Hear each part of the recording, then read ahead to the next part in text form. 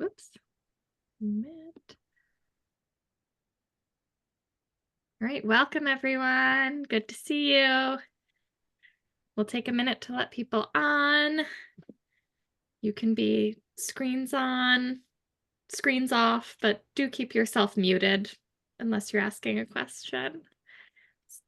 So lovely to see faces.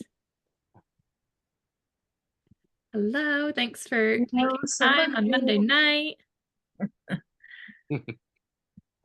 Welcome, welcome. All right, for the sake of timeliness, we will start on time. People may funnel in and Joel's going to help me, but I do want staff to do introductions. We have a number of METTC staff and faculty here, and lots of our 2024 cohort will be joining us tonight. So welcome to students. Faculty for introductions, I will call on you so we don't have to wait and see who's going when. But if you could just give who you are, a little bit of background and work history, and what people could expect you to see you this summer. And if you have something you'd love to like chat about, you know, oh, I really love talking about. Oh, you'll see. So I'm Elizabeth Hoffman. All of you have talked with me because I am Elizabeth of admissions. So I have been answering your emails and getting paperwork and documentation from you. I was a lead teacher for 14 years at the lower and upper elementary levels, and I have taught 3 years of a combined lower and upper elementary class. I'm currently elementary education coordinator at a small school in central Maine, and I also work as a child and family therapist and do counseling work with kiddos when I'm not at KMS. You will not see me in person this summer, but I am part of our virtual team. So I'm always on the admissions line, and I do our assistance training and some of our other virtual professional development opportunities. I really love talking about inclusive classrooms and how to support all of our neurodiverse kids and families. So if you ever want to chat about that, I'm a great person to reach out to. And next, I'd love to introduce Robin. Oh. Hi, I'm Robin Bryman. I live in Cincinnati, Ohio. And I've met Lisa. I know. Hi, Lisa. I coordinate the practicum, which is the internship phase of the teacher education program. And I co-coordinate the program with Nancy, who you'll meet soon. We work on scheduling, and I do lots of things with METTC. I was one of, I think many of us are among the founding METTC faculty members. I will be at METTC this summer for week 1, so I'll see you all then and begin the summer session with you. We'll be talking about orientation again and about anti-bias, anti-racist education, and also about preparation of the teacher. So a lot of meaty Montessori stuff at the beginning, and also the stuff that we love because it's what's so important. I also love talking about the internship and what makes an experience in your internship that can serve you for your whole career as a Montessorian. So many of us, all of us, I would say, will really want to be there to support you to have a really effective and meaningful and high fidelity Montessori internship at your site. So we'll talk about that this summer and in the future. So see you soon. Thanks, Robin. Nancy? Hi, I'm Nancy. I work with Robin as program coordinator. You'll see me throughout the summer. I'm currently in Evergreen, Colorado, where I'm an upper L teacher and curriculum coordinator. And I kind of coordinate the upper building, which means goes all the way through 8th grade at the moment. You'll see me the first few weeks of training. Your first week, you'll get to know me really well because I talk about all our digitalness that you get from the training center. So I'd like to help everyone through your technology and getting up and going with that. You'll see me field consulting and not only teaching orientation sessions, but some of the fun, great lesson sessions. Thanks, Nancy. Joel? Hi, I'm Joel Wilkinson, and I live in the corner where New York, New Jersey, and Pennsylvania come together on the puzzle map. If you have those in your classroom or 3-6 classroom, I teach at the elementary level. I've taught 9 to 12 for many, many years, and last 2 years I've taught at the lower elementary level. And you will see me in the faculty most all of the summer. I won't be there the very first week if you're a 9 to 12 standalone, but I'll see you in your second week. And for those of you that are doing 6, 9, 6, and 12, I'll see you when you start that program. And I'll be there on campus all summer. So many of you, I am glad to see again tonight because I saw you in tech support online with our online overview program. And so I will also, as Nancy, be available to help with technology. And I put together a lot of the digital albums and the digital materials that you receive. So often if there's questions, I'll be able to answer those for you. And I look forward to teaching many sessions with both our folks in 6 to 9 and 9 to 12 throughout the summer in a variety of cultural and math and some language areas as well. So look forward to it. Thanks, Joel. Holly?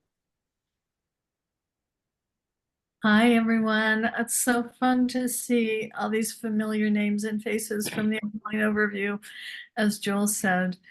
So I am in Cambridge, Massachusetts, and I'm, a part of the teaching faculty. I teach both the overview, the online 3 to 6 overview, and the in-person one with Martha Torrance.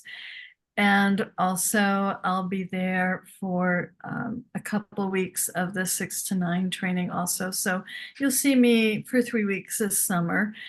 And I am also the advisory group coordinator, which you'll hear more about in a little while. And I do pretty much, if METTC needs it, I'll do it. So check assignments, field visits. So you'll kind of see me all over the place. But welcome. Holly. Sheila? Hi, everybody. I'm Sheila Reed. I'm coming to you from Elmira, New York, in the Finger Lakes region of Western New York State, beautiful part of our state, where I taught 3 to 6 and 9 to 12 and supervised teachers for many decades. One of the things that I love about METTC in the summertime is like it's coming home to old friends. Some of these folks, this faculty I've taught with since 1995 and a bunch since 2013 when METTC was founded. I'm so proud to be part of METTC. One of the things that I'm responsible for is field visits. So when you're not in your academic phase, when you're out in the world doing your practice teaching, we have visitors come to you to observe and give advice and feedback and be a shoulder to cry on if needed. And I am the fortunate person who gets to set up those visits and be in touch with you beforehand. I like teaching lots of different subjects, but I get really crazy about reading and writing. So I'll see you for some of those in weeks 2, 3, and 4. Is there anything else I was supposed to say? Okay. Welcome. Welcome. Great emotion. Great METTC pride in there. Kathy? Hi, everybody. I'm Kathy. I am in Pittsburgh, Pennsylvania. I'm currently an upper elementary guide, and I've been teaching for about 15 years at both the upper elementary and the adolescent level. I trained with many of these trainers before METTC was METTC, when they were CMTE. And so one of the things that I love to do, and I'm one of the newer faculty here, I just finished the Instructor Academy through AMS. I love to commiserate with all of you because I did most of those assignments and they're still kind of fresh in my mind, even though it was like 15 years ago. So I really enjoy working with all of you and know what you're in for. And I will be there for parts of weeks 4 through 6. And science is my thing, but I will be teaching a mixed bag too, and can't wait to join you all. Thanks, Kathy. Biff. Hi, folks. My name is Biff Mayer, and I work at Lexington Montessori School. So you're coming to my digs. I'm director of academics and alumni projects at Lexington Montessori School, and maybe I'll figure out what that means at some point before you're finished your training. That you guys said, somebody, either you or somebody at your school, sends me money because I'm the business manager of METTC. So I get your checks or whatever and make those deposits. And I teach across subject areas, and I'll be there for a lot of the summer. I'll be there at the beginning, and I'll be there certainly at the end. And actually, when I'm not there, I'm usually there anyway, because I'm working at the school. So looking forward to meeting everybody and working with everybody. Right. So the Oh, plan. I'm also president of of METTC. I should probably say that, president of the board of METTC. Biff does lots of things for us. So you can see everyone at METTC wears lots of hats, and we'll talk a little bit about that. Our plan for tonight, thank you faculty for introducing yourself, is we have a slideshow for you all. So we'll go over details. If you have questions as we talk, you're welcome to type your question into the chat. And Joel is our tech support.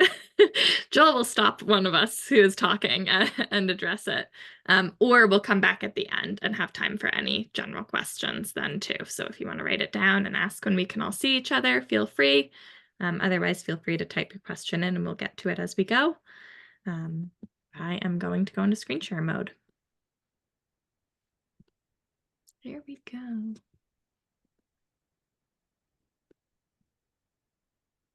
Oops, I don't want to present. Nope. Okay. Everyone can see? Great. So welcome. You are a part of our 2024 teacher training cohort. We have about 30 new adult learners coming in this summer between our 3 different programs, and we are delighted to have you. I'll start by telling you a little bit about who METTC is, because now that you are accepted as an adult learner, you have joined the METTC family, and you get to talk about the wonderful work we do. METTC is a collaborative team. As you heard Sheila and many of our staff say, our roots, the organization, the team came together about 30 years ago when we were called CMTE. We were in New York, and this team really focused on the elementary teacher training program at CMTE. CMTE had a number of other programs, but we ran our elementary training program and focused on teaching lower and upper elementary, and did a great job. And our program moved to the Lexington area in 2013 and became the Montessori Elementary Teacher Training Collaborative, which is what METTC stands for. We now focus entirely on elementary teacher training, and we think that working with second plane children is a really special time in a child's life and a really wonderful opportunity where children have so many skills. They have that sense of self. They've built their minds and their worlds, and they're ready to really dive in and explore some big work and big ideas and get to their cosmic education. All of our staff, which is extensive, has a background in working with elementary students. So that is something unique about our program. And in addition to feeling like we have really wonderful resources to set you up with and help you prepare for success between your albums and your materials and knowledgeable and experienced teachers, we really pride ourselves on being a responsive and inclusive program, really working to understand what are the needs of you as elementary teachers teaching in 2024, what are we responding to right now in our classrooms, be it working on inclusivity, working on anti-bias, anti-racist work, working on navigating technology and screens and doing fine motor and gross motor development and the elementary classrooms because our kids didn't get that and finish that work in primary. You know, how do we make our classrooms really work to meet the needs of our children? And for us as a teacher training program, that means understanding what you as adult learners need to go back to bring to your classrooms to be prepared. We have a large staff here at METTC, and that's something else that makes it really fun to work with us. Some of our teaching faculty, like we said, have been working together for over 30 years, and we have some incredible knowledge and wisdom that has been recognized by the Montessori community at large. We have some MACD-wise elders, Robin, and some AMS living legacies like Biff. We have published authors and lots of folks who have been in the Montessori community for a really long time and are excited to share their experiences with you. We have folks from all across the country working in a variety of different school settings. And so one of the things that you get when you train with us is a lot of different perspectives and different classroom experiences. We are all committed to high fidelity, authentic Montessori education, but we know that that doesn't mean doing things the way one person did just because they said so. You know, how do we take those principles? How do we understand what good Montessori education is? How do we adhere to those core foundational ideas? And how do we present them in a way that is authentic to who we are as teachers, authentic to our school community, and meets the needs of our students? And one of the ways we understand that is seeing how many people implement this work. So you will get presentations from all of our presenters over the summer and see math through the lens of a variety of different folks who are all doing great Montessori teaching, but all in their own way. METTC as a teacher training program is a AMS and MACD accredited program. So when you finish the program, if you have met all of the application requirements, which you will know because we've talked about it. So long as you have a bachelor's degree and have sent in all your stuff, when you graduate the program, you will get a AMS teaching credential for the level at which you are enrolled. And we are committed to, like we said, high fidelity programming. So implementing authentic Montessori in our schools. Something else that is unique about our program, which you are signed up to do, hurrah, is learn together. So that piece of supported practice. We are an in-person program, and that is pretty unique. The work we do in our classrooms is in-person work with our children, and a lot of what we do over the summer replicates what your classroom might feel like. That's setting up agreements together as a cohort. That's making mistakes together. That's giving each other feedback. That's learning from each other, right? We as a teaching team and faculty, we bring lots of experience and expertise, but you all also bring so much to the program. And there are many opportunities where we grow because of the insights you offer as adult learners. And we have ways for you to come in and share what are all the cool things you do. One example is we have community meeting every week, and that's a time where all adults and faculty get together, and it is student run. Our veteran students, so our second summer students run it. So don't worry. I can't see your faces because I can only see a couple people, so I'm hoping they're not panicked. You don't have to run community meeting yet. You just have to attend it. But our second summer students will bring different activities, and I always learn. I learn a song. I learn about different resources that I might want to use in my classroom. I learn about how to share about what we've learned about during the week, maybe an extension of a lesson that people bring in. So we really learn not just from our teaching team, but from each other. And that's something really special. And it does feel like a community over the summer.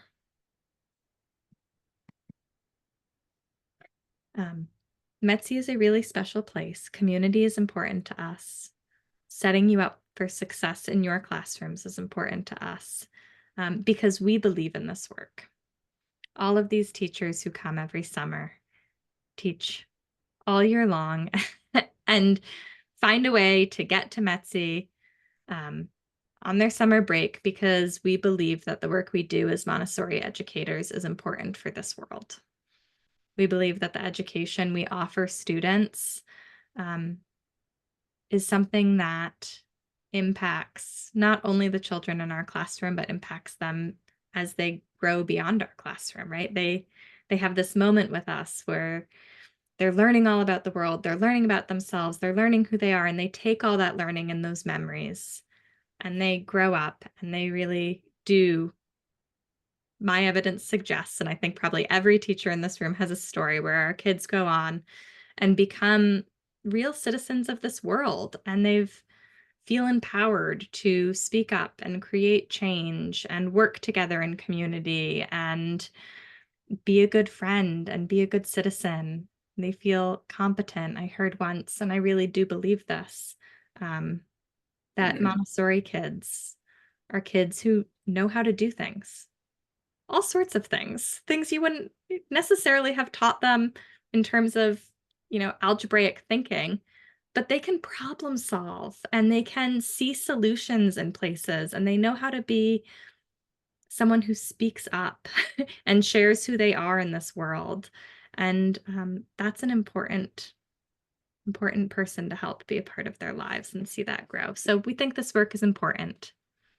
And we think that you, as new Montessori teachers, play an important role in supporting these students going forward. We believe that this wonderful learning that carries on with them into their lives occurs best in a inquiring, cooperative, nurturing atmosphere. So that's what we strive to create in our summer program, a place where you too can ask questions and advocate for your needs and learn to work together and feel supported.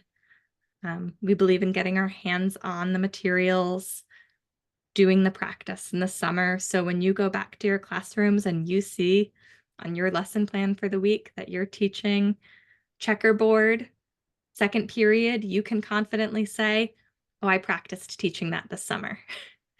I feel good about going in and knowing what's in my lessons and having an album presentation. I've gotten some feedback and I'm excited to do this with the kids. Because the Montessori classroom is more than just the materials. And it's more than just the students who are in it. It is also the prepared teacher and having a prepared adult in that room. And so we hope that after the summer, you feel prepared enough to go back into that classroom, to have resources, to have practiced with the materials, to have talked to your cohort and planned, and know that you have an advisor to reach out to, so that you can go back and be that transformative special teacher in some child's life. It makes a difference. It's a pretty cool thing to be able to do. So I'm going to show you this video. So you don't have to say, Elizabeth said it was really great to go to training this summer. You can hear some of our alumni students say, it's really great to come to training, and this is why.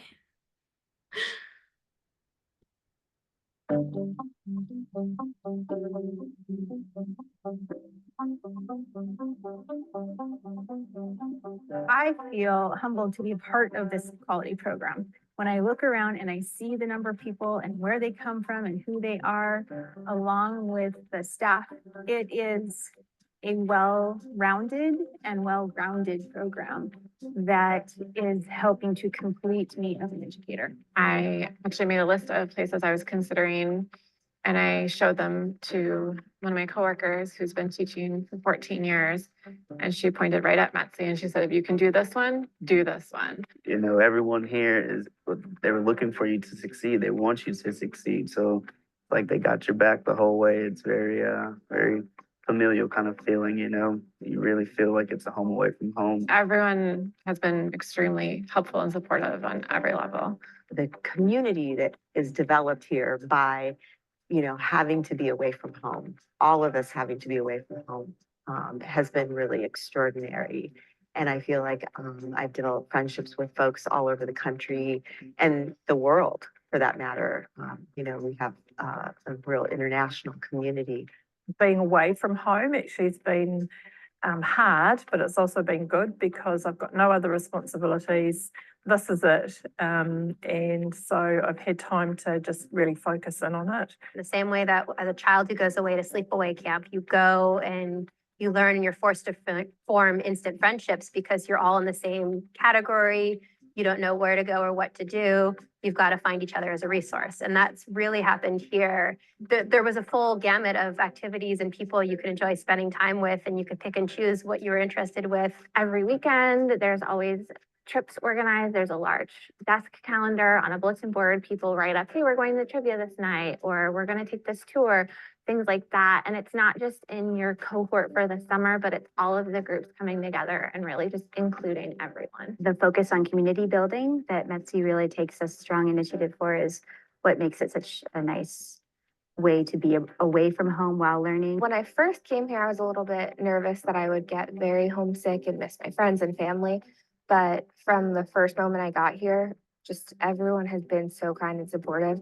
I miss my family and I'm looking forward to seeing them, but the time passes very quickly because you are so engaged in these conversations and meeting new people. And then there's the other just added benefit of with this many people from different places, there's so many different experiences.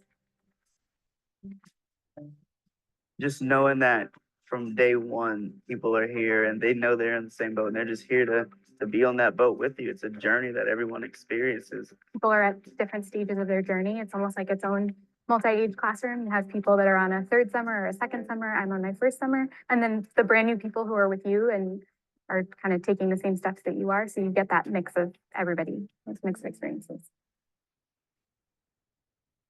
I was strongly considering an online program, and I am so glad that I did not do that. The community and the in-person experience here is invaluable. I think just with the personalities of a lot of people that are here, it's just welcoming. And now going back, I can talk to the kids in my class about how I met people that were from across the world and across the country. And even though we grew up and live in different places, there's still so much that unites us.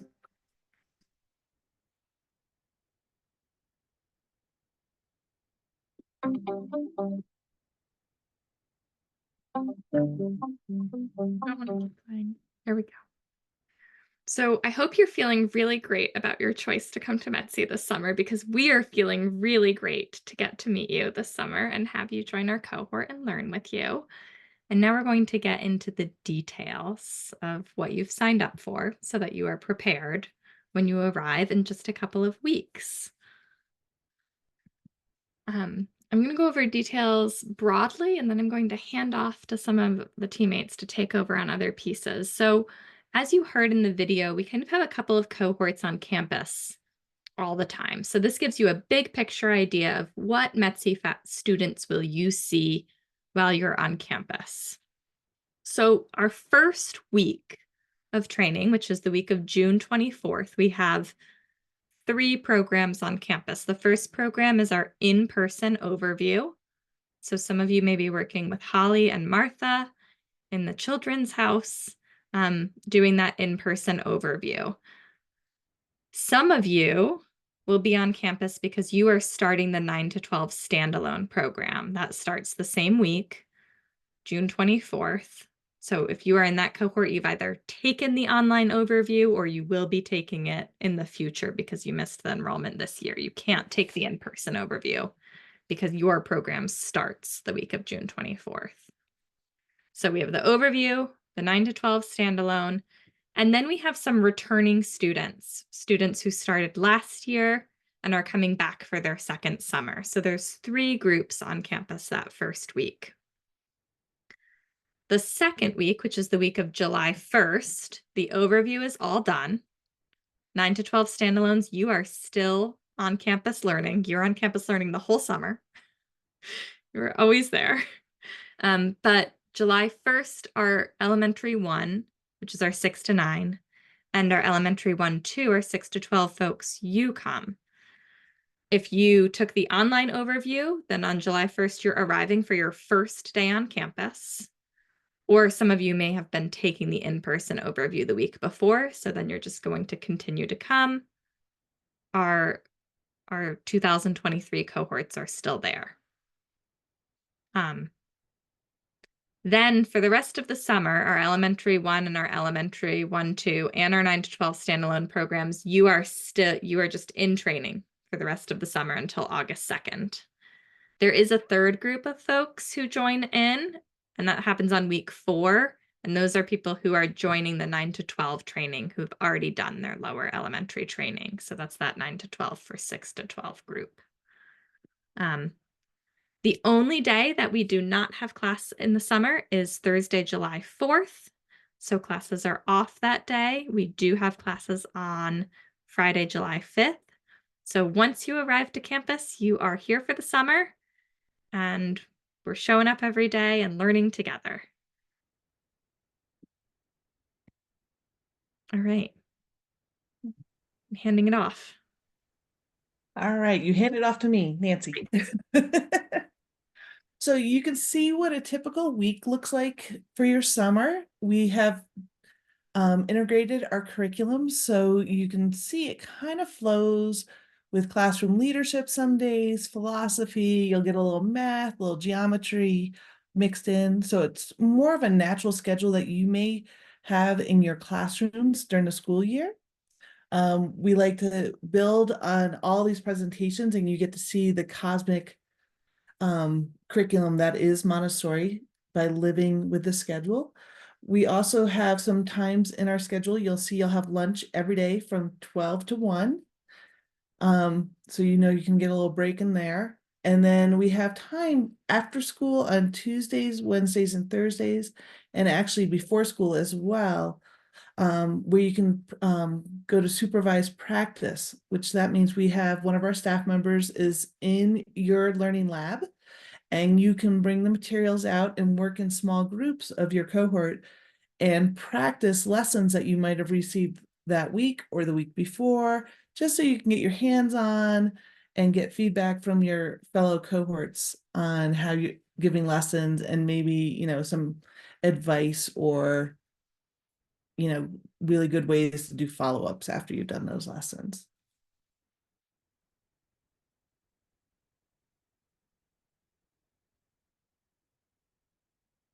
I think that's this mute on mute.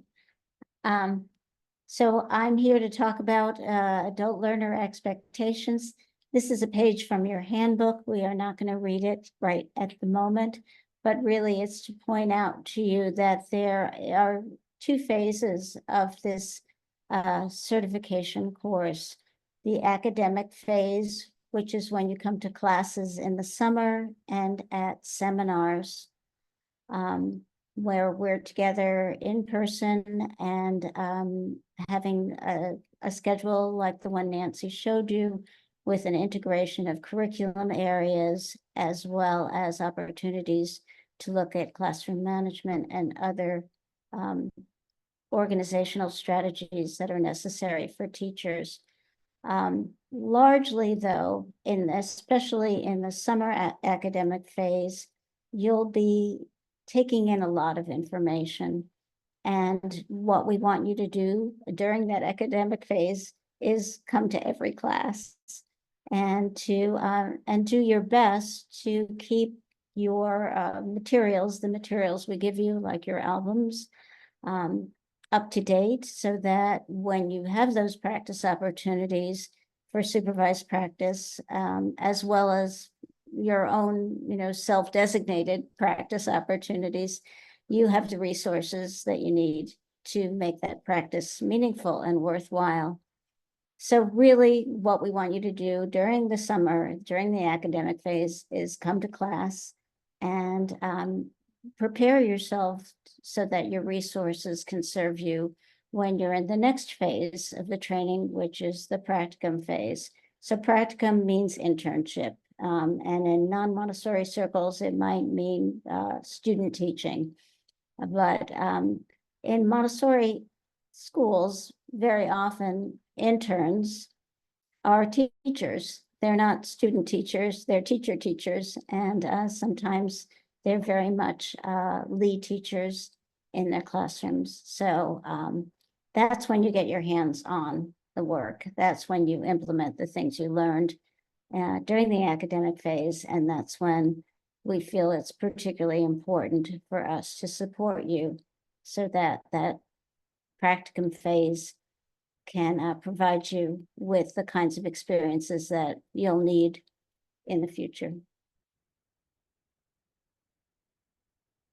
Here's another way of looking at those phases of the teacher training course. The academic phase, again, is the summer and seminars. And I think somewhere along this presentation, we'll look at when those seminars are, but we have a fall seminar. It's a 2.5 days at the beginning of November, and a spring seminar, 2.5 days at the beginning of May. And that, along with the summer as your academic work. During that time, we give you presentations and experiences. And during that time, you prepare albums. We provide albums for you, and you work on them to make them your own and make them meaningful to you. And also during the academic phase, you have an opportunity to work on assignments. At the end of the academic phase, you have essentially a take-home exam to help you review the work that you've learned. And you have the opportunity to observe in classrooms other than your own, which cannot be underemphasized in terms of its value and its importance, and observation being a key component of Montessori practice in your own classroom, but then seeing other classrooms makes what you're doing come to life in a different way. And the practicum phase is when you're doing your internship, when you're teaching in your classroom, either alongside a supervising teacher, a co-teacher, or possibly, supervising other adults to support you in that practice. And that's the time, during the time that you'll be getting those field visits that we've referenced, that Sheila referenced, and where that feedback, that consultation feedback, is also invaluable to your practice.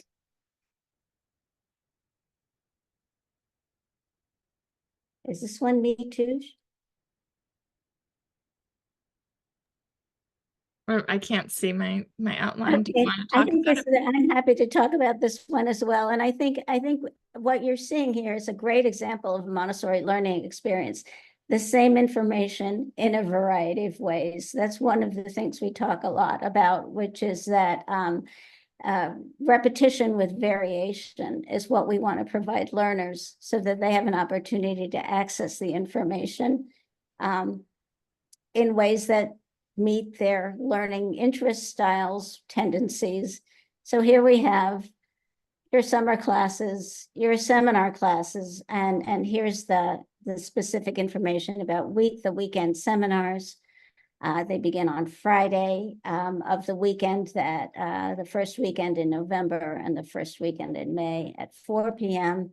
So that's something to mark your calendar with now, because you'll be busy this fall, and it may not occur to you that you have to start thinking about coming to seminar and being prepared for that. That may involve travel, that may involve getting a sub for your classroom on that Friday, etc. So that's when the seminars are. The practicum year happens. Your seminars happen during your practicum year, which are great, because that's a time to get back with the cohort, to reconnect with your community, to tell great stories, funny stories, tragic stories, and get support. And that's also during those seminar weekends, and during the school year, you'll meet with your advisory group, which Holly will tell you more about, but it's another touch base that really is significant.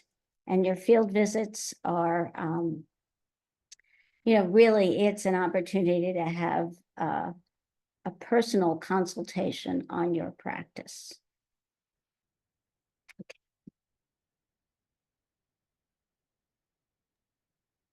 So I'm Holly. I'm going to talk about the advisory groups. It's really important to us that you have support during your training beyond the time when you're in person and on campus.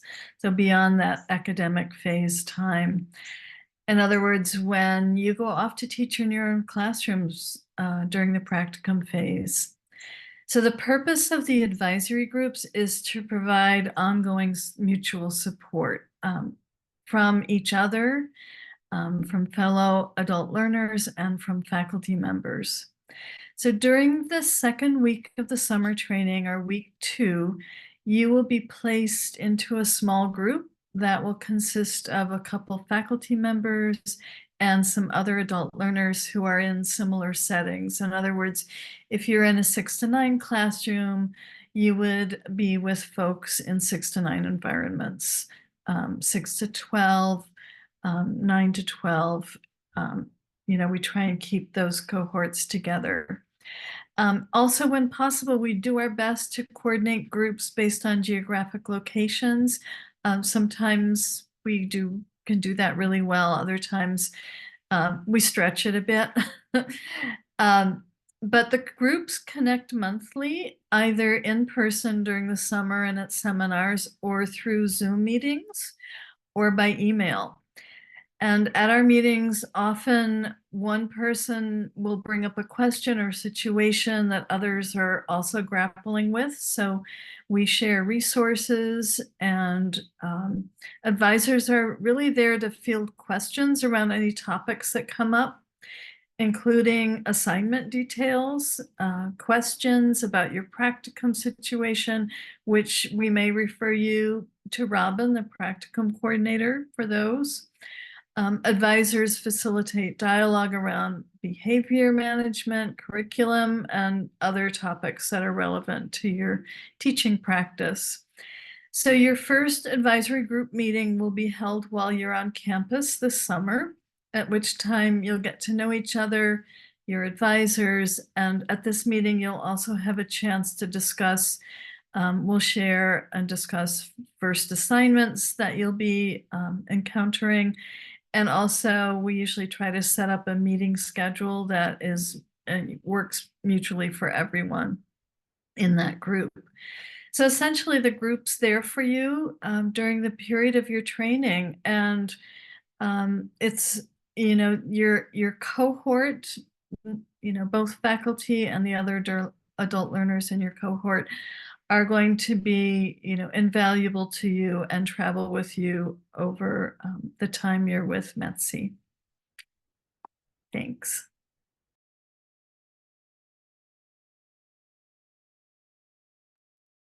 All right, so now you've got an idea of what you're going to be doing this summer, what your schedule looks like, some of the different things we'll talk about in terms of the academic work or your advisory group, some of these big picture moments.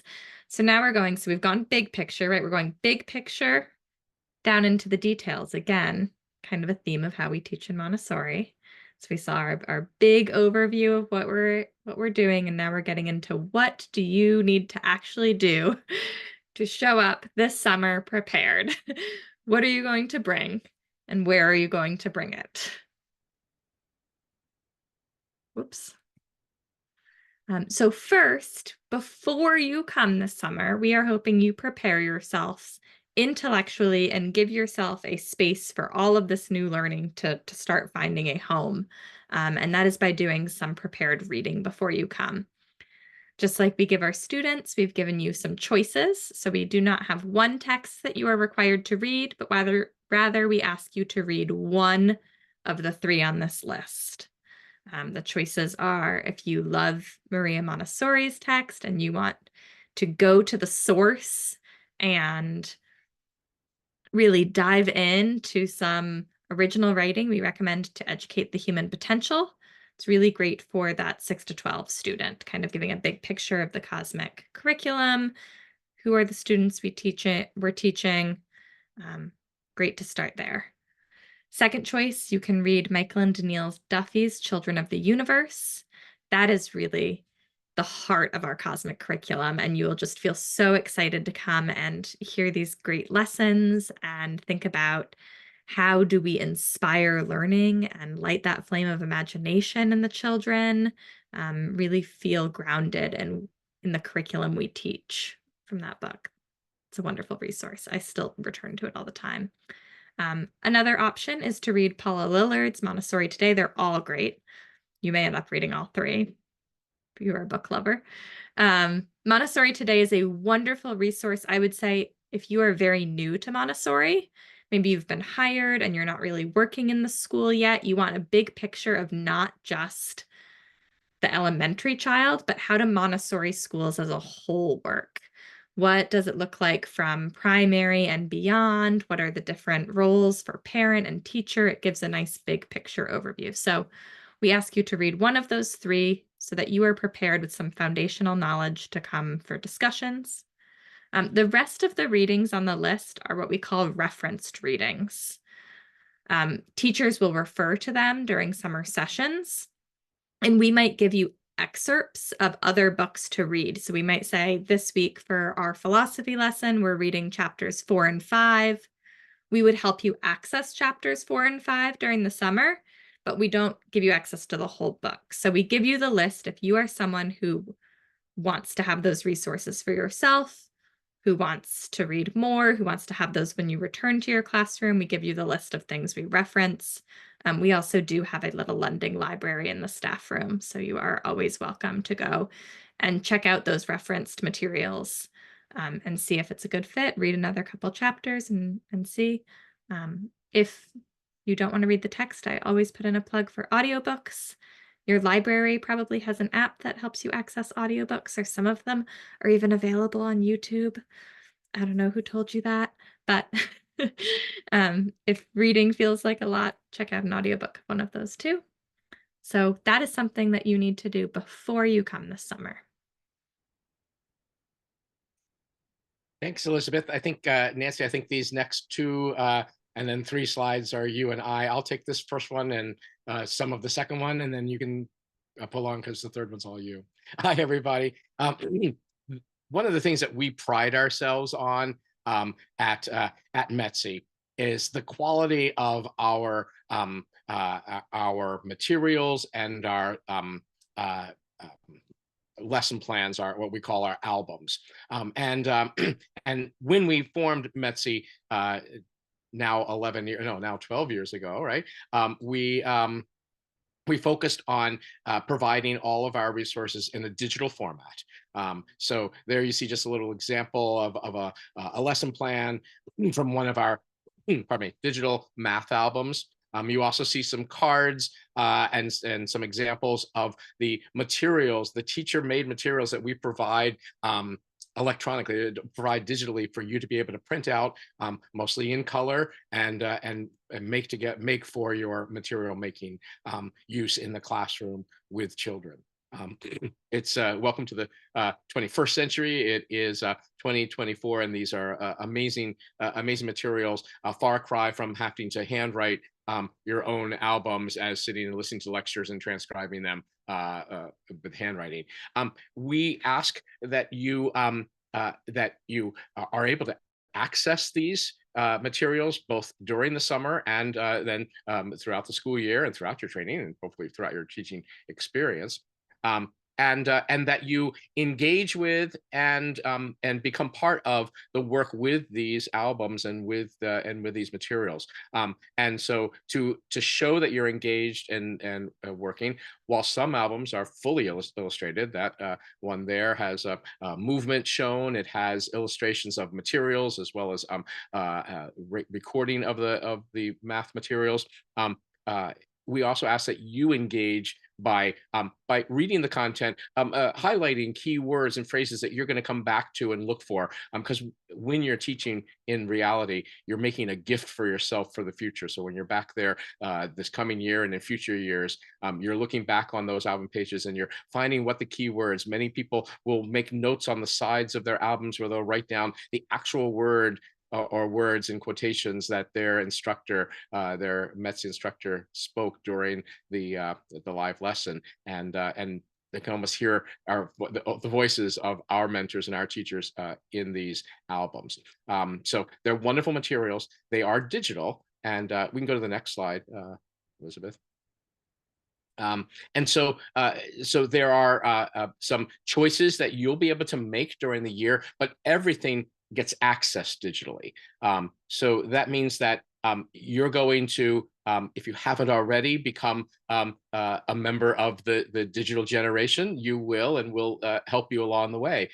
You'll need to have a way of getting material, as you already have through the admissions process, through emails, and through us being able to send links to you. And those links will open up documents that will be found and housed in Google Drives. We use a Google Drive system to access all of our folders. So soon you'll be automatically added to a number of Google groups.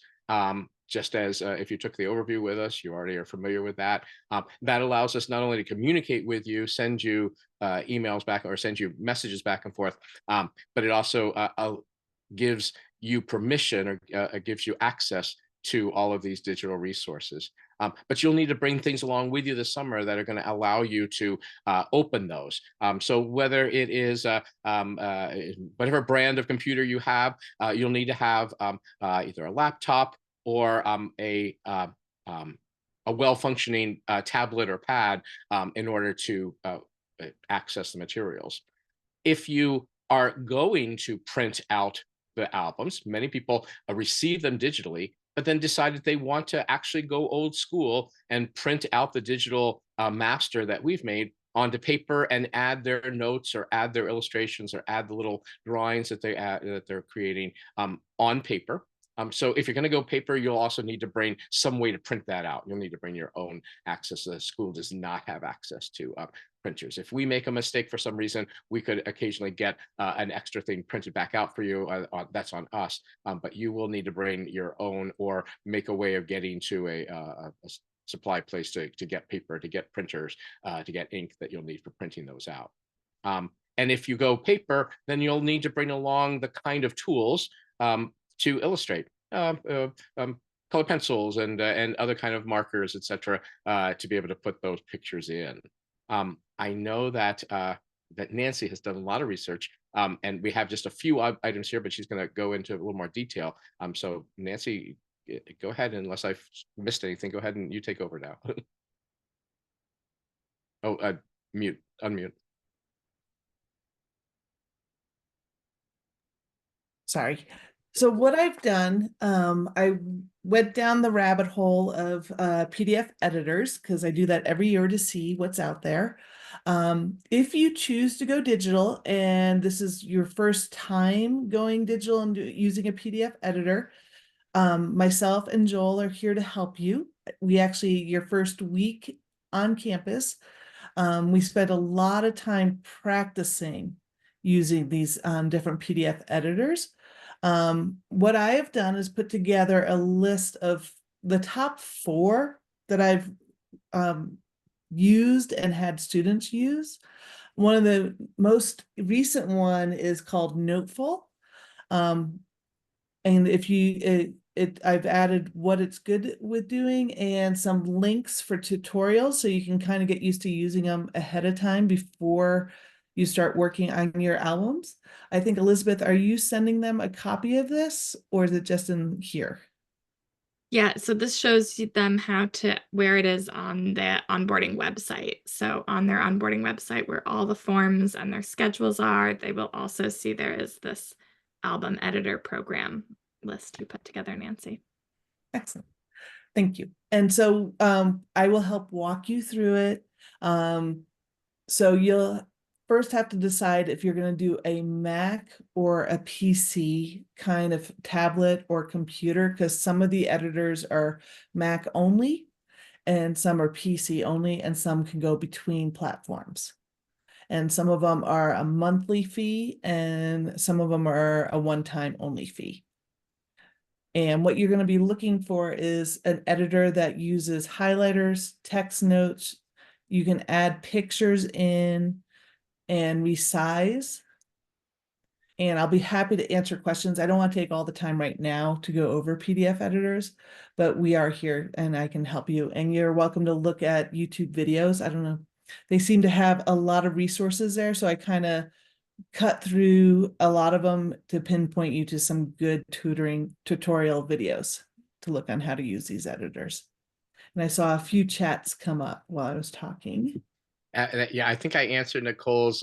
What do we like? What do I like? And I do know that having access to my albums digitally, where I can actually pull them right up on my iPad, even when I am presenting with my young students at school, is a real gift.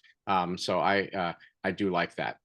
If you're brand new to this, as Nancy said, many times what you'll find is you'll find members of your own cohort that are going to be learning right along with you, and some come in with wonderful expertise and create many ways to share. And so that's something else that we'll comment to you now.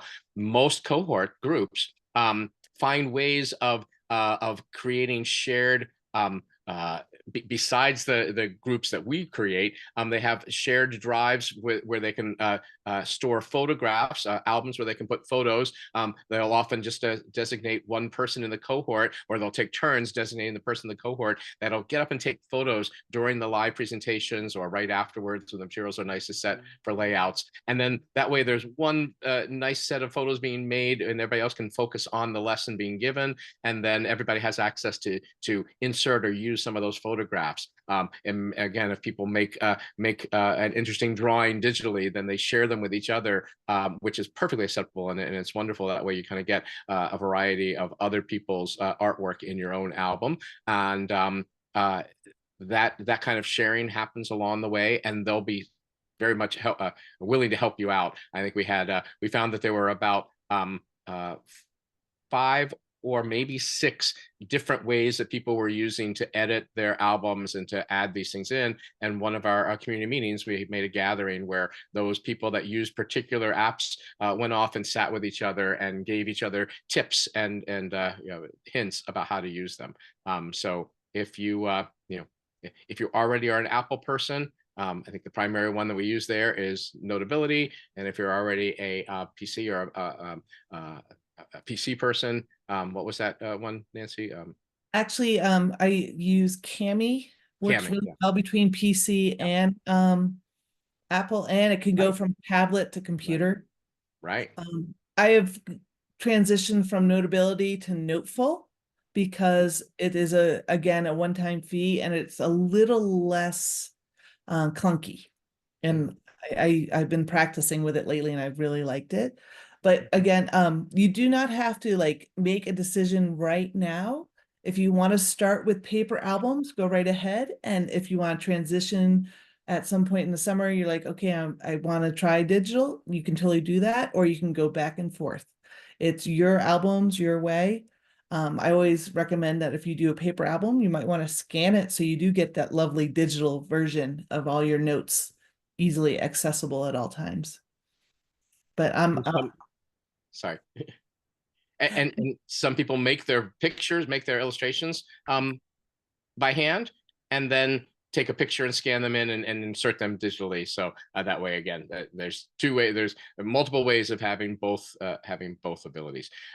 What we mostly ask, as we said, though, is that you have a way to access all of these things digitally with you during the year, during the summer and during the year. So make sure that you provide us with a good email address. A Gmail works great. Most school emails are probably actually a form of a Gmail, a Google enterprise system. So most of those work very well for being able to store your own things and to store things on our drives as well. Thanks. If you do use a school email, just make sure whoever your tech person is knows you're doing training, because you'll be receiving things that sometimes their firewalls won't let you receive. That's my one set of advice on that one.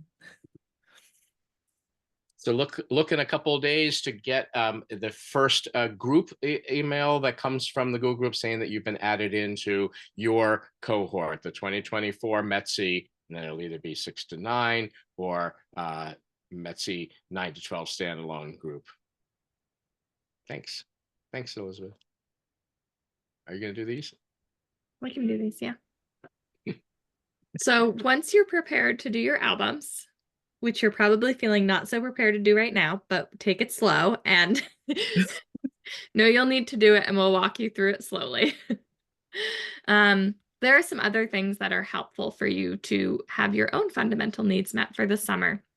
We provide extension cords in every class, but bring your own charger cord, and you probably want to label it in some sort of way so that you can recognize it as your charger cord when all the things are plugged in. During the day, we provide coffee pots, and we will provide your first bag of coffee. So on that first Monday, whenever your cohort arrives, we will have coffee brewing. We'll have some light refreshments. We will not leave you hungry or under-caffeinated. But after that, it is up to your cohort to feed and decide what type of refreshments make your group happy. That could be making decaf in the afternoon and buying that together, or making a snack schedule, or bringing your own snacks. We do have microwaves and refrigerators in the classroom. There is, water to refill water bottles. So there's lots that's available for you to access on campus. There's also generally a lovely farm produce availability once a week from that Lexington Montessori student group. So there's even ways to get fresh food from the gardens once a week. In addition to making sure you're not hungry or thirsty, students in the past have appreciated bringing things to make themselves comfortable while they sit. They are long days. We are in class from 8 to 5. It just is a long time of taking information in. Even though we provide movement and breaks, it's a lot of sitting, it's a lot of learning. So please, we invite you, bring what you need to make yourself comfortable. If you have a favorite cushion, a lumbar pillow, a favorite blanket that makes you cozy, heck, if you have a favorite chair, bring what you need, and we will love that and make room for it. If you like sitting on the floor, come sit on the floor. You are welcome to dress in comfortable clothes. So it's a lot of sitting, it's a lot of moving. Wear what makes yourself feel comfortable for the day. The buildings are air conditioned, so some folks do find that they get chilly during the day. Well, it will be sweltering hot outside when we're in the room for a couple hours. Bring a sweatshirt. I will say all the rooms have fluorescent lights. So some cohorts have found that they prefer to bring in like a lamp or alternative lighting because they do not like the fluorescent lights. Lots of times the lights can be off during the day too, and it's bright enough because there's beautiful natural light. But that is just something to be aware of if the fluorescent lights bother you. Actually, they're not fluorescent, they're LED. Oh, they're LED, but they're overhead. They Like, are over. bright lights. Other than that, I think that, I will say too, there's opportunity, and Biff will talk about this. We're getting to it. See, I'm sneaking ahead of myself and getting into what Biff wants to say. There's beautiful opportunities on campus to be outside, to take walks during your breaks. So if you are someone who likes to be in the woods, there are walking trails that go down to a stream, walking trails on sidewalks, walking trails in the neighborhood. So if you like to walk and move your body, bring comfortable shoes. There's lots of opportunity for that too. Okay. You're muted, Biff.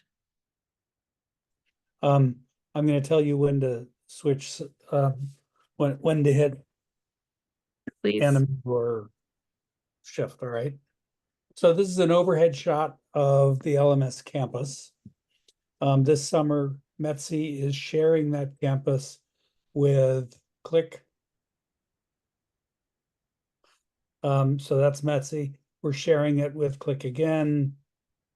Horizons, which is an organization that METTC hosts. It serves children from the surrounding communities who are kids that are at risk for one reason or another academically, and they spend 6 weeks, which runs at exactly the same time as METTC. So there will be kids around that are coming, that are in the Horizons program.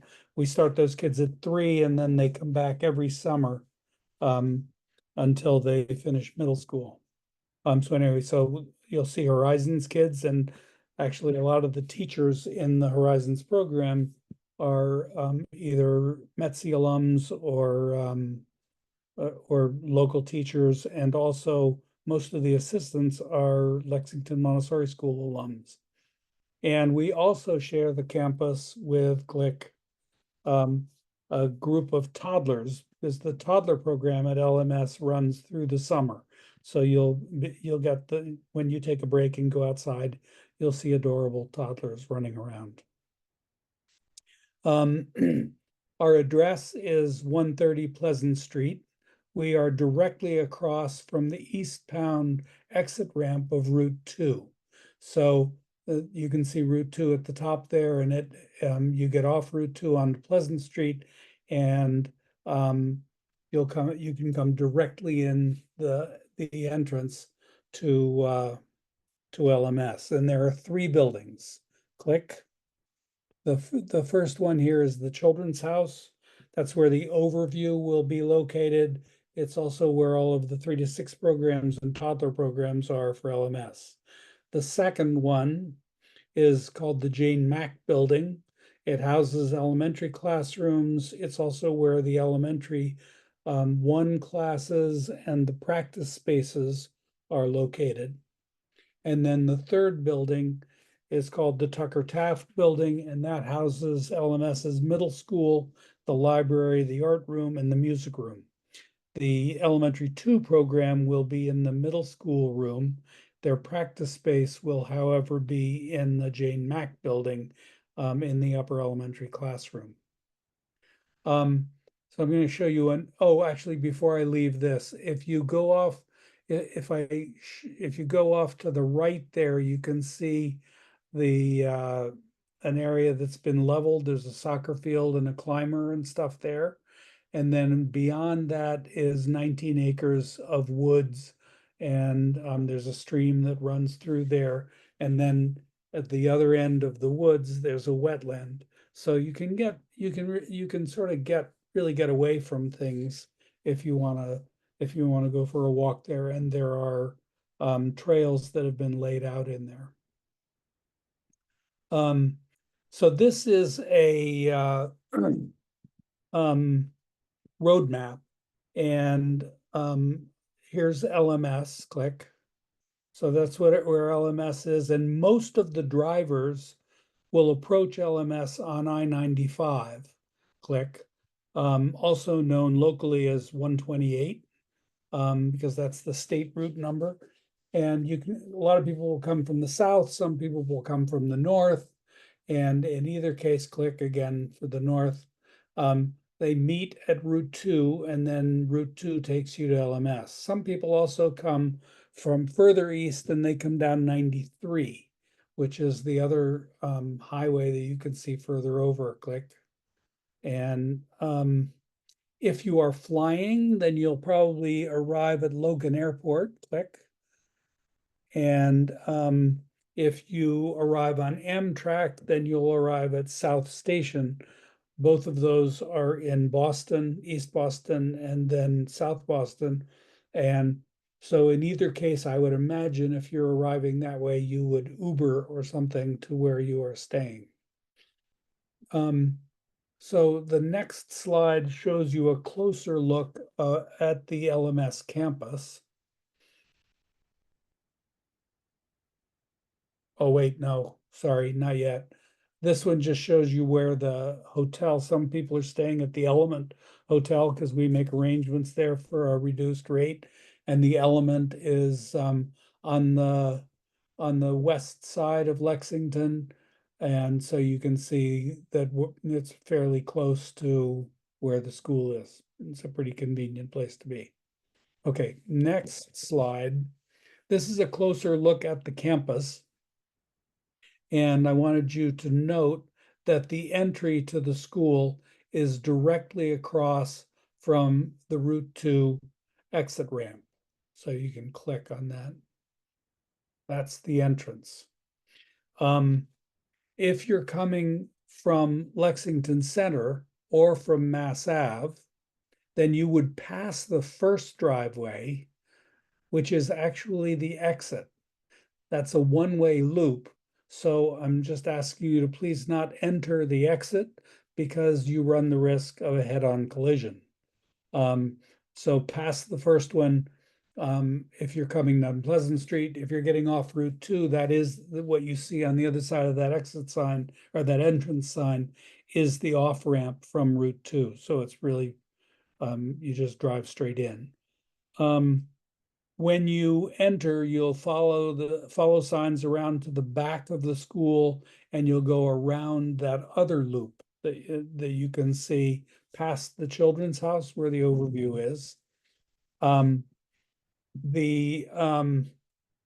There are some parking places along after you've gone around the loop on your way back out, there are some parking places on the right-hand side there.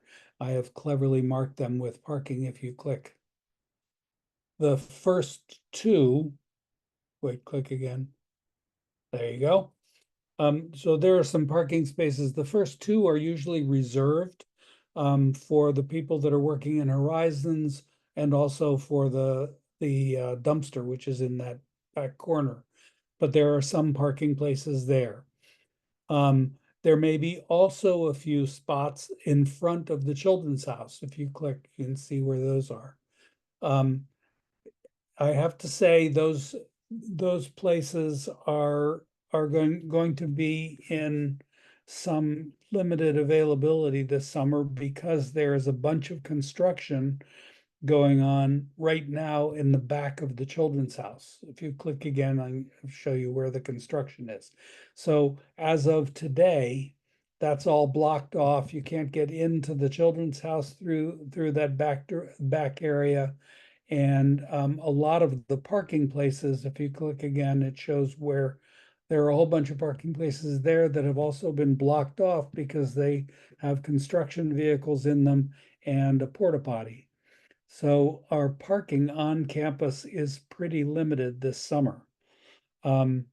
So the other parking option is along the road that runs along the side of the campus. So you can see some parking along Lawrence Lane, which is the road that runs along the side of the campus. We ask you, if you're parking on Lawrence Lane, to park on the side of the road that is along where LMS is, where the school is. We're not supposed to park on the other side. And also, please don't park in front of house number 4 or house number 8, because those are two places where the road narrows and there really isn't enough room to get by there if there are cars parked right in front of those houses. The other thing that we get a lot of complaints about is when people park directly in front of mailboxes. So if you're going to avoid blocking mailboxes and park on the side of the road that is closest to the school, and you don't park in front of those two houses, we're all good. The moral of this story, I think, is if at all possible, it would be a great idea to do carpooling this summer. So if you're staying, once you know where people are staying or driving from, if you can connect with other people, I think you will be glad you did. Let me show you one other parking type map. So this is going to review a little bit, so you can you see where you would get off the where the Route 2 exit is. So if you come straight off that, click, you would go directly into the school. You'd be in the campus, right? If you get there early and you want to try to find a parking place on campus, that's great. If you feel like you've done that 3 times and there's never a place to park in there and you want to go straight to Lawrence Lane, then you come off the Route 2 and you turn to the right. And then just like you pass the exit when you're coming into the school, you also should pass the first road on the left, which says Lawrence Lane. and go to the second Lawrence Lane, because that street is a loop. And if you go into the one that's closest to Concord Avenue, furthest from the school, then you will be going the right direction when you're looking for a place to park. So if you click again, I have even more animated arrows. And it shows you that you would just go right around the loop and you just keep going until you find a place to park, and you can pull over on the right and park. Next slide. So this is again an LMS on the street on a street map. So if you click, we'll show you where that's where LMS is, and I want to show you a few places that you can get a good lunch. Wilson's Farm is a really good farm stand, has great food, and they have prepared stuff, but they also have great produce. Another farm stand is in the other direction, Wagon Wheel. They make fabulous sandwiches, so you can get sandwiches there. You can get prepared food, or you can also get produce and stuff.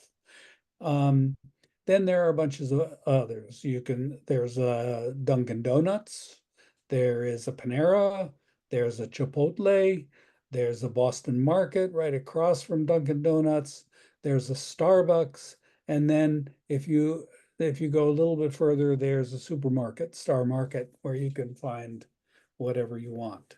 So there's a lot of food stuff that is within striking distance of the school. And if we back out a little bit more, I just want to show you some of the nearby attractions. So Minuteman Park is a national park that explores the early days of the American Revolution. It's a fun place to go. Beautiful walking. Walden Pond is where Thoreau wrote Walden. Great place to swim, or you can hike the perimeter of the pond, which is also pretty gorgeous. The Red Sox, of course, play at Fenway Park. The Freedom Trail traces Boston's Revolutionary War history.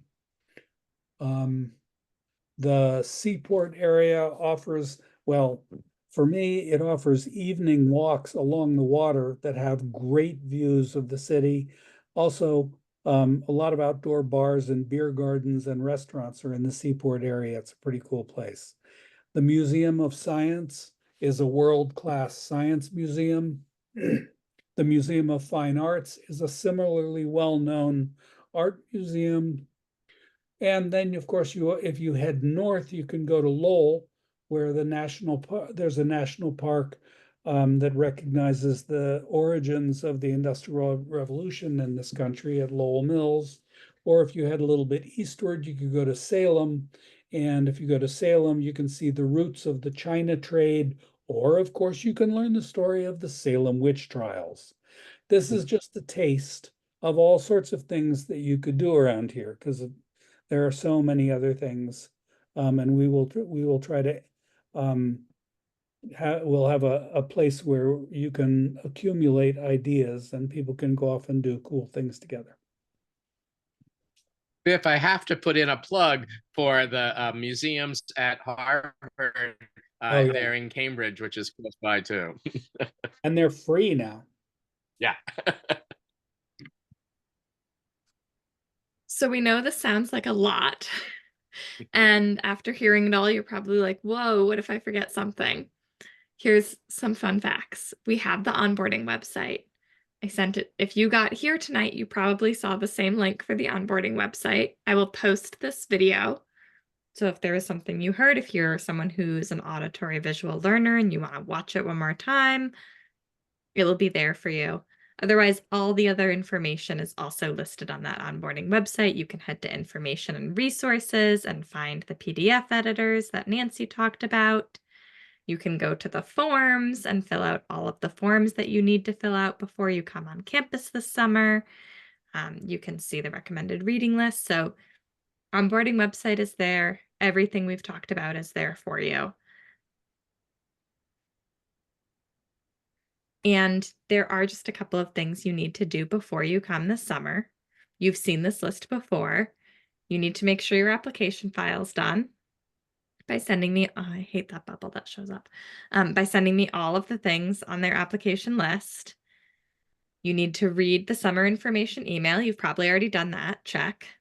You've already attended the new student orientation, so double check. Some of you are 3 for 3 already. Many of you still need to fill out the forms on the onboarding website. Those are the forms we need for students to join for on-campus instruction. That includes your practicum form, which lets us know where you'll be doing your internship site, the internet use form, which you need to sign to use Lexington Montessori's internet, a medical form, which helps us keep just information on file if there is an emergency this summer for any reason, where we can help you get medical care you need to keep you safe. And we invite you to fill out our demographics survey. That helps us know who you are and who we are teaching this summer. So it asks things like, what is your Montessori background? What is your background? Gives us some information on the cohort. You need to do your pre-summer reading. And then Robin's going to talk to you about what you need to do if you are going to be absent this summer. Or Nancy. Now that Biff's told you about all the wonderful things you can do and where you can play, we want you to know that nonetheless, we really want you to come to class all the time. And we do recognize that there are unexpected emergencies, and if and when those happen for you, the thing to do is to let the administrator of the week, and we'll let you know every week who the administrator of the week is, let them know as soon as possible on the day that you can't come to class, that you can't come to class, and then we can start to either help you think about or think about in your absence how you could make up that class. And there are some options for making things up with that you're not in attendance for, and some options where you just have to attend that class when it's offered again. We also ask that if you're doing something this summer that you know now is not something you can miss, you're getting married, for example, then we want to know what the date of that is so we can also prepare to help you figure out how to make up the class that you would need to miss for that non-negotiable absence. Other than that, we ask that you try and negotiate your absences to keep them at a 0 or minimum, because you know, this is an in-person program. Things happen in person. And when you're not there, it's not the same. And we want you to get everything we have to offer, and then you can absorb it over time until it becomes internalized. So we'll talk about other kinds of things like how you make things up if and when that needs to happen. But in the meantime, just take care of yourselves, be healthy. Get as much rest as you can before you come to METTC, and then we'll see you there. See you soon. I'll head us back to the group if there are questions, but I do want to let you know, I will remind you the weekend of your cohort starting, so you will get one more email from me, but the rest of the emails that you get will be from Joel, probably onboarding you to your Google groups. In my last hoping you're ready to come to class, I will let you know who to contact that week of, who the administrator will be. So if you are running late or something happens the morning of, I'll give you information for that. But otherwise, when you show up to campus, you will see METTC staff walking around with their orange lanyards. We'll have a table out front. We'll onboard you with forms, get your information, and help you get to your class. So all you have to do is get to LMS the morning of your day, and then we will slowly walk you through all the things so you will be ready. Thanks for hanging in there through all of that. Elizabeth, thanks. There's a couple questions in the chat that are specifically for you about forms that may have already been filled in. wanna You do take your not need time? to resubmit documents. This is just me reminding you of the same information. So if you know you've already talked to me and you've already submitted the documents, you don't need to do that again. If you've filled them out from a link, you don't need to fill them out on the onboarding website. So it's just putting lots of things in many places. So if you missed it in one place, you can find it again. Any other questions?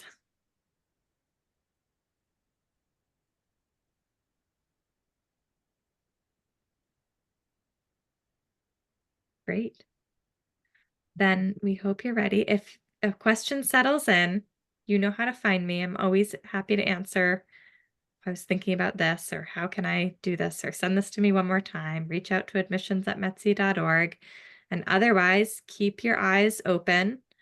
You will start getting emails from Joel with access to some of these resources, your albums, and all of the other Google groups over the coming weekends.